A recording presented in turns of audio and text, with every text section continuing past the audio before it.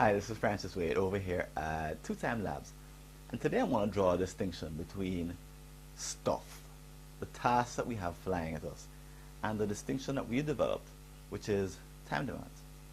So the conventional wisdom says that all we can do is struggle in the face of all of the stuff that we have coming at us. It's coming at us faster than ever before. This is stuff that we have to deal with, that we think we must do, we must deal with.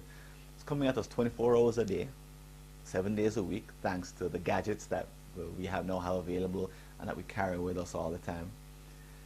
Due to information explosion, we have a sense of information overload, that there's too much of it coming at us, that thanks to the internet and other electronic media, we are struggling to deal with and cope with all of the information that we have coming at us.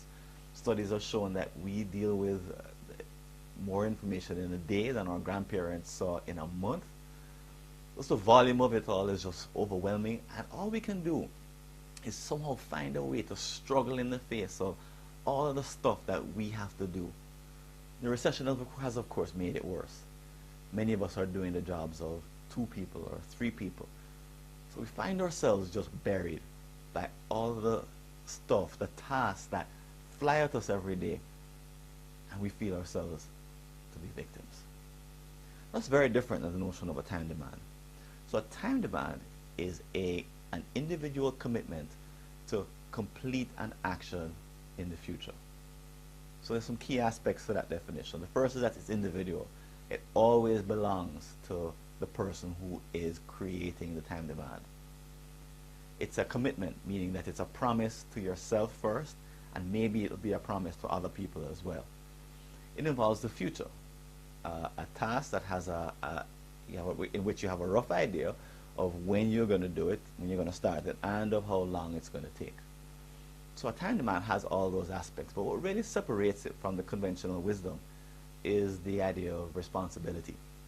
In a time demand, you're the one who is taking responsibility. You're the one who's creating it. You are the source of the commitment. You are the source of every single time demand that exists in your life. Whereas when it's just about stuff, it's very easy to fall into feeling that you're just a victim.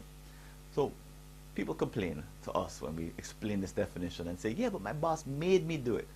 But that's not true. If you ever quit a job and realized that the power you thought that a boss had over you when you had the job was all a function of your handing over responsibility to him or her, you may understand that when you create a time demand, you're the one who's always there. You're the one who's responsible. You're the one who's doing the creating. You're the one who accepted that job, and you're the one who's willing to keep it.